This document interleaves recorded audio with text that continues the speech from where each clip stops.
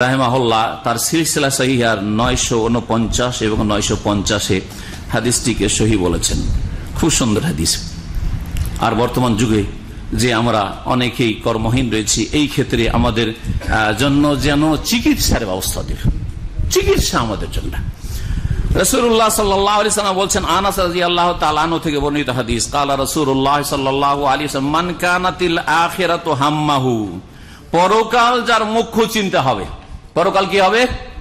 এক নম্বর চিন্তা আখিরাত।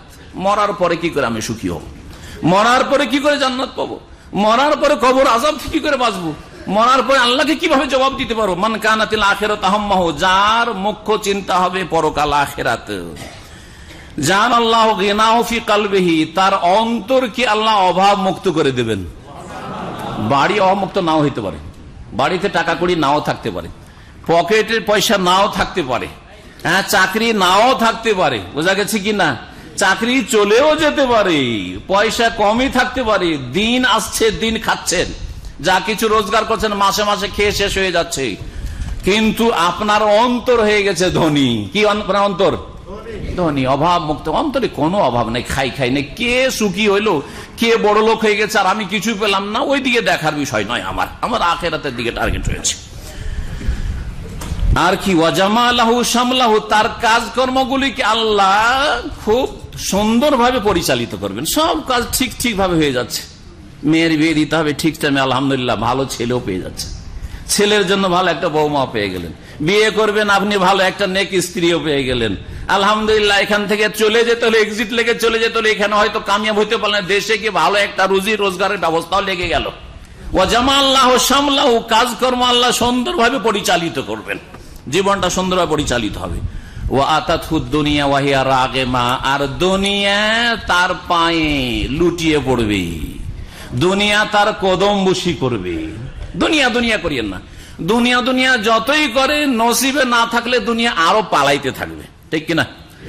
আর দুনিয়া দুনিয়া করিয়েন না, আখেরাত আখেরাত করে, নসিবে যতটা দুনিয়া আছে পায়ে লুটিয়ে পড়বে। রাস্তা দিয়ে চলতে চলতে চাকরি, রাস্তা দিয়ে চলতে চলতে রুজির ব্যবস্থা, ব্যবসার ব্যবস্থা হয়ে যাবে। কে করবেন? যে আল্লাহ সৃষ্টি করেছেন, রিজিকের দায়িত্ব তিনি নিয়েছেন। নাহনু কাসামনা বাইনাহুম মাইশাতাহুম ফিল হায়াতিদ দুনিয়া, আল্লাহ বলছেন যে আমি রুজির ভাগ বন্টন করি। আমরা নিজেরা ভাগ বন্টন করা শুরু করেছি, সেই জন্য খাই খাই মিটিছে না। আল্লাহ বলছে আমি ভাগ বন্টন করি তাদের মাঝে। জি, নাহনু নারযুকুকুম ওয়া ইয়াহুম, তোমাদেরকেও রিজিক দিই, আর তোমাদের ছেলে মেয়ে যারা অসহায় হয়ে দুনিয়াতে ভূমিষ্ঠ হচ্ছে, বেশি বেশি বাচ্চার ভয় করছে, ভয় করি না, ওদেরকেও আমি রিজিক দিই। শুধু তাই নাই, আরো বলি রিজিক সম্পর্কে, কারণ দুনিয়া নিয়ে বেশি পেরেশান। ওয়া কাইয়্যিম মিন দাব্বাতিন লা তাহমিলু রিজকাহা, আল্লাহ বলছেন কত শত জীবজন্তু আছে একদিন বা 1 ঘন্টা রুজি বহন করতে পারে না। ও যেটুকু খেলো খেলো, জমা করে নিয়ে যেতেও পারে না বাসাতে। লা তাহমিলু রিজকাহা, রিজিক বহন করে নিয়ে যেতে পারে, নিজের ঘরে বাসাতে নিয়ে যেতে পারে না। আল্লাহু ইয়ারযুকুহা, তারপরও আল্লাহ তাদেরকে রিজিক দিচ্ছেন। ওয়া ইয়াকুম, হে মানুষ তোমাদেরকেও রিজিক দিচ্ছেন আল্লাহ রাব্বুল আলামিন। যারা 1 ঘন্টা পরে কি খাবে নিজে সঞ্চয় করে রাখতে পারে না, তাদেরকেও আল্লাহ রিজিক দিচ্ছেন, অসহায়কে রিজিক দিচ্ছেন। তো হে মানুষ, তোমরা তো সঞ্চয় করে, কেউ 1 মাসের খরচ, কেউ 6 মাসের, কেউ 1 বছরের, কেউ 10 বছরের, কেউ সারা জীবন খাবে, কেউ তোমার ছেলে মেয়েরা খেতে পারবে, এত রোজগার করে ফেলেছ, জমি জায়গা দেশে আছে, তারপরে এত কেন চিন্তা, এত কেন চিন্তা? আল্লাহ ওইসব চিন্তাকে সরিয়ে দিতে বলেছেন। নবী করিম সাল্লাল্লাহু আলাইহি ওয়াসাল্লামের হাদিসটি শোনাচ্ছিলাম, গুরুত্বপূর্ণ। দুনিয়া সম্পর্কে শুনেন, আখিরাত তো শুনলেন। আখিরাত যদি টার্গেট হয় তাহলে অন্তর কি হয়ে যাবে? অভাব মুক্ত হয়ে যাবে, কাজগুলি সুন্দরভাবে পরিচালিত হবে। 3 নম্বর হচ্ছে দুনিয়া পায়ে লুটিয়ে পড়বে। আর দুনিয়া যদি লক্ষ্য উদ্দেশ্য হয়ে, অমান কানাতিদ দুনিয়া হাম্মাহু, আর যার দুনিয়াটাই মুখ্য উদ্দেশ্য হয়ে গেল, টার্গেট পয়সার জন্য বেঁচে আছে, গদির জন্যই বেঁচে আছে, মান সম্মানের ইজ্জত নিয়ে বড় মাসলা তার হয়ে গেছে, একবারে সমস্যা হয়ে গেছে, চাকরির জন্য বেঁচে আছে, পয়সা আর পয়সা খাই খাই করছে, এটাই যদি হয়ে যায়, দিনের কোনো ফিকির নেই, ইবাদত বন্দেগী নেই, আখলাক চরিত্র নেই, ইসলাম শিখতে বলেন সময় নেই তার কাছে। চলেন ভাই একটু দিনের কথা শুনে আসি, ভাই সময় নেই, অথচ পাপে ডুবে আছে। যারা এই চরিত্রের লোক, আল্লাহ বলছেন তাদের সম্পর্কে শুনে নবী মুহাম্মদ রাসূলুল্লাহ সাল্লাল্লাহু আলাইহি ওয়াসাল্লাম জাআলাল্লাহু ফাকরাহু বাইনা আইনাইহি, আল্লাহ রাব্বুল আলামিন তার চোখের সামনে শুধু দারিদ্র আর দারিদ্র, অভাব আর অভাব দেখাবেন। যতই পয়সা তারপরও অভাব তার মিটে না, চোখের সামনে শুধু অভাবই নজরে আসে। হাই, কি করে খাবো? আমি মরে গেলে আমার স্ত্রীটা কি করে খাবে? আমি মারা গেলে আমার ছেলে মেয়েরা কি করে খাবে? আর এদের কি হবে না হবে? এদেরকে কে পড়াবে? আর এদের সুশিক্ষা কেমন করে হবে? আমি তো ভাবছিলাম ছেলেটাকে ডাক্তার বানাবো, ইঞ্জিনিয়ার বানাবো। বড় বড় স্বপ্ন দেখছেন, কিছুই হচ্ছে না। আল্লাহ বলছেন জাআলাল্লাহু ফাকরাহু বাইনা আইনাইহি, একটা আযাব, দুনিয়ার আযাব। যারা দুনিয়াদার তাদের উপর দুনিয়ার আযাব। দ্বিতীয় আযাব ফাররাকা আলাইহি শামলাহু, তার কাজগুলিকে আল্লাহ একেবারে ছিন্ন ভিন্ন করে দেবেন, বিক্ষিপ্ত করে দেবেন। শান্তি নেই, যেখানে যায় আঘাত খায়, যেখানে যায় মার খায়, যেখানে যায় সেখানে গিয়ে লাঞ্ছিত অপদস্থ হয়। লাঞ্ছনা ছাড়া আর অশান্তি ছাড়া কিছুই পায় না। ফাররাকা আল্লাহু আলাইহি শামলাহু। 3 নম্বর আযাব হচ্ছে ওয়ালাম ইয়াতিহি মিনাদ দুনিয়া ইল্লা মা কুদ্দিরা লাহু। আর দুনিয়া দুনিয়া দুনিয়া, পয়সা পয়সা, পেট পেট পেট করছিল, কিন্তু অতটাই পাবে যতটা তার নসিবে লেখা আছে, তকদিরের বেশি পাবে না। সুতরাং এই দুনিয়া নিয়ে ব্যস্ত হবেন না, আখিরাত নিয়ে ব্যস্ত হন। মানুষ পয়সার পিছনে এমন ছুটেছে যে সারা দুনিয়া যদি দিয়ে দেওয়া হয় তারপরে আর এক দুনিয়া। এই মর্মে নবী করিম সাল্লাল্লাহু আলাইহি ওয়াসাল্লাম হাদিস আছে না নেই? জি হ্যাঁ। না, দুনিয়া নিয়ে মানুষের মন ভরবে না। অথচ দুনিয়ার কতটা আপনার, এটা কোনদিন চিন্তা করেছেন? সহিহ মুসলিম একটি হাদিস শোনায়, নবী মুহাম্মদ রাসূলুল্লাহ সাল্লাল্লাহু আলাইহি ওয়াসাল্লাম বলছেন ইয়াকুলুল আবদু মালি মালি, বান্দা বলে যে এটা আমার পয়সা, এটা আমার জমি, এটা আমার বাড়ি, এটা আমার গাড়ি, এটা আমার চাকরি, এই পয়সা আর পয়সা করে। নবী করিম সাল্লাল্লাহু আলাইহি ওয়াসাল্লাম বলছেন ওয়াহাল্লাকা মিন মালিকা ইল্লা মা তাসাদ্দাকত ইল্লা মা আকালতা ফাআফনাইত, তোমার পয়সা কোনটা? যেটা খেলে, এই যে আজকে রাত্রে যেটা খাবেন ওইটাই আপনার লাভ, তাই না? সারা জীবনে যতটা আপনি খেতে পারলেন আর পান করতে পারলেন অতটাই শুধু আপনার, বাকিগুলো আপনার নয় কিন্তু, তাই না? 1 নম্বর। ওয়ালাবিস্তা ফাআবলাইতা, আর যে কাপড় চোপড় গুলো আপনি পরিধান করলেন, পোশাক পরলেন, এটা আপনার, শুধু আপনার ভোগের সামগ্রী ভোগ করলেন, এই দুটো আপনার। কিন্তু এগুলো দুনিয়াতেই শেষ। কাপড় কি হলো? ছিঁড়ে ফেটে গেল। আর যেটা খেলেন লোড হলো, আনলোড হয়ে গেল, শেষ হয়ে গেল, নিশ্চিহ্ন হয়ে গেল। ওয়া তাসাদ্দাকতা ফাআমদাইতা, আর যদি সাদকা দান খেরাত করে যেতে পারো, প্রতিদিন কিছু সাদকা খেরাত করছো, প্রতি মাসের একটা টার্গেট আছে, সাপ্তাহিক একটা টার্গেট আছে, বাৎসরিক একটা টার্গেট আছে, আপনার জীবনে একটা লক্ষ্য উদ্দেশ্য আছে, কিছু দান খেরাত করে আখিরাতের আমি কিছু সম্বল দুনিয়া থেকে নিয়ে যাব, পয়সা আল্লাহ দিয়েছেন, আমি নিজের কাজে লাগাবো, পরের জন্য কেন রেখে যাব? থাকবে থাকবে কিছু থাকবে, কিন্তু আমি বেশি বেশি দান খেরাত করবো। অর্থাৎ সাদকা, সাদকা খেরাত করো, ফামদাইতা, তাহলে সেটা আল্লাহর কাছে পৌঁছিয়ে দিলে, কি করলে?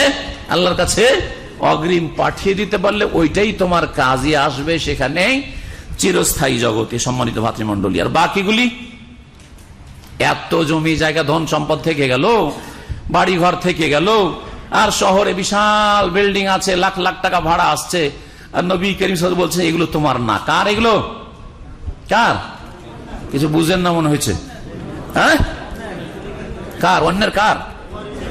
আপনি মারা গেলে প্রথম আপনার এটিএম খুঁজবে, পয়সাওয়ালাদের ছেলে মেয়েরা প্রথম এটিএম খুঁজে কে কোনটা নিতে পারে, দেখি কোন ব্যাংকে কত টাকা আছে, কে কত লুটতে পারে।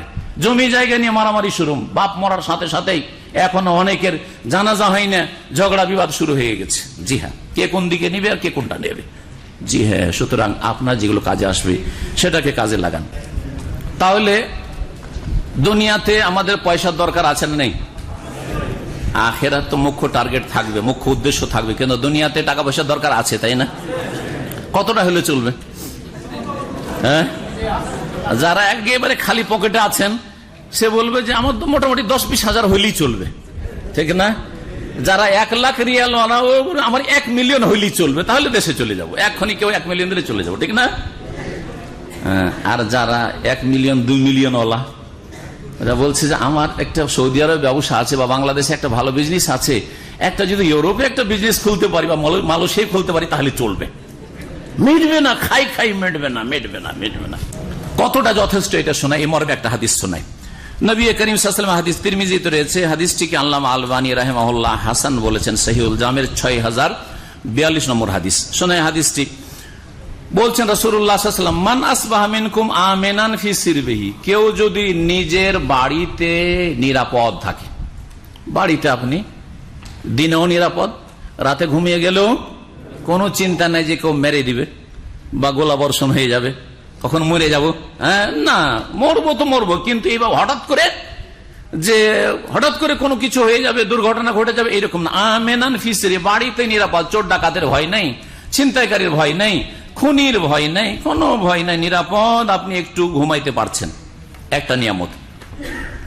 2 নম্বর নিয়ামত, মুআফান ফি জাসাদিহি, শারীরিক ভাবে সুস্থ, শারীরিক দিক থেকে আলহামদুলিল্লাহ সুস্থ, ক্যান্সার নেই, এইডস নেই, মারাত্মক কোন রোগ নেই, আছে সর্দি কাশি আছে, সবার আছে, ওই লেগেই থাকছে, অসুবিধা নেই, এতে ভালো হচ্ছে। আর 2 নম্বর হচ্ছে শারীরিক দিক থেকে কি সুস্থ, এটা আছে। 3 নম্বর হচ্ছে ইনদাহু কুতু ইয়াউমিহি, তার কাছে একদিনের খাদ্যের ব্যবস্থা আছে, একদিনের খাবার ব্যবস্থা আছে, একদিন আপনি আপনার স্ত্রী ছেলে মেয়ে খাবে, এটা ব্যবস্থা আছে। যারা মাসিক চাকরি করেন, মাসের বেতন পান, অধিকাংশ লোকেরা মাসে বেতন পান, 1 মাসে যে বেতনটা পাচ্ছেন ওতে মোটামুটি আপনার এখানকার খরচ চলার মতো, আর বাড়িতে আপনার স্ত্রী ছেলে মেয়ের খরচ হয়ে যায়, মাস শেষ টাকা শেষ। এতটা যদি থাকে, কেউ রাজি? কেউ রাজি হবেন না, সবাই বলবেন তাহলে বিদেশে থেকে লাভ কি? কি বলবেন? তাহলে প্রবাসে থেকে লাভ কি? ফালতু কেন থাকবো এখানে, ঠিক না? সুবহানাল্লাহ, রাসূলুল্লাহ সাল্লাল্লাহু আলাইহি ওয়াসাল্লাম এই কথা বলছেন। আরে ভাই, বাড়িতে আপনি নিরাপদ, কোনো টেনশন নেই, ফিলিস্তিনের মতো অবস্থা না, বার্মার মতো অবস্থা না, আল্লাহর শুকরিয়া আদায় করেন, ঠিক না? সিরিয়ার মতো অবস্থা না, জি ঠিক না? আমিনান ফি সিরবিহি, বাড়িতে নিরাপদ, আপনি ঘুমাচ্ছেন, মত যখন আসার আসবেই, কিন্তু মোটামুটি নিরাপদ, যখন বিছানায় শুয়ে যান ঘুমটা চলে আসে শান্তিতে, মানসিক শান্তি আছে। শরীরের দিক থেকে সুস্থ, এই নয় যে একেবারে অচল, চলতে পারছেন না, আর কাজকর্ম করতে পারছেন না, আর মানুষের কাছে মুখাপেক্ষী হয়ে গেছেন, পেশাব পায়খানাও নিজে যেতে পারছেন না, এরকম না। মুআফান ফি জাসাদিহি ওয়া ইনদাহু কুতু ইয়াউমিহি, একদিনের খাবার আছে, মাসের খরচ আছে, আবার মাস যাবে, আবার ইনকামও শুরু হবে, আবার খাদ্যের ব্যবস্থা হবে, এইরকম মোটামুটি সংসার চলে যাচ্ছে। আপনি মারা গেলেন, খালি হাতে চলে গেলেন, রাজি আছেন? রাজি আছেন? আস্তে করে না বলছে, রাজি না, আসলে কথা হক বলেছে। আর যারা বলছে হ্যাঁ, তারা কিন্তু মিথ্যা বলছে। যারা বলছে না রাজি না, ওরা আসলে মনের কথাটাই বলেছে। আর যারা বলছে হ্যাঁ, তারা আমাকে খুশি করার জন্য, অথবা এই মজলিস, ইসলামের মজলিস, এখানে কি করে বলবো যে না রে ভাই এতে রাজি না। জি হ্যাঁ, আল্লাহর ওয়াস্তে ইমানটা মজবুত করেন। যেই আল্লাহ আপনাকে 1 মাসের খাবার দিচ্ছেন বা ডেলি ডেলি খাবার দিচ্ছেন, সেই আল্লাহ আপনার ছেলেটা যখন বড় হবে ওকে 1 মাসের রিজিক দিতে পারবেন না? আল্লাহ আপনার মেয়েটাকে 1 মাসের রিজিক ওইভাবে দেবেন না? না, আপনার জন্য শুধু রিজিক আছে, আপনার ছেলে মেয়ের রিজিকের দায়িত্ব আপনার উপর চাপানো হয়েছে, আপনাকে দেওয়া হয়েছে আল্লাহ রাজ্জাক, আল্লাহ রিজিক দাতা, আল্লাহ আমাকে রিজিক দিচ্ছেন, যে ওসিলাতে ওইরকম ওসিলা, ওইরকম মাধ্যম আপনার ছেলে মেয়ের জন্য, আপনার স্ত্রীর জন্য তৈরি করে দেবেন। আল্লাহ হচ্ছেন মুসাব্বিবুল আসবাব, আল্লাহ উপায় উপকরণের মালিক, আল্লাহ সবকিছুর মালিক। কোথা থেকে রাস্তা খুলবেন আল্লাহ জানেন, আমরা কিছু জানি না। আল্লাহ জানেন, আমরা কিছুই জানি না। সম্মানিত ভাতৃমণ্ডলী, কি বলছেন নবী করিম, এই 3টি নিয়ামত যদি থাকে, আমিনান ফি সিরবিহি, বাড়িতে নিরাপদ, মুআফান ফি জাসাদিহি, শরীর সুস্থ, ইনদাহু কুতু ইয়াউমিহি, একদিনের খাবার আছে, খেয়ে দিয়ে চলে যাচ্ছে, শেষ, পকেটে 1 পয়সা মাসের শেষে থাকে না, ফাকান্নামা হিজাত লাহু দুনিয়া বিহাযাফিরিহা, তাহলে তাকে যেন দুনিয়ার সব সামগ্রী দিয়ে দেওয়া হয়েছে, সব সুখ দিয়ে দেওয়া হয়েছে। দুনিয়াতে সে সুখী, সেই পরিবার, সেই ব্যক্তি সুখী, সুখী পরিবার, ভিক্ষা করতে যেতে হয় না, একদিন অনাহারে থাকতে হয় না, আলহামদুলিল্লাহ খেতে পাচ্ছেন। আল্লাহ রাব্বুল আলামিন যেন আমাদেরকে এইভাবে অল্পতে পরিতুষ্টির তৌফিক দান করেন, অল্পতে সন্তুষ্ট থাকার তৌফিক দান করেন। একটি হাদিস আর শোনাই, নবী করিম সাল্লাল্লাহু আলাইহি ওয়াসাল্লাম বলছেন বড় নিয়ামতের কথা, সহিহ মুসলিমে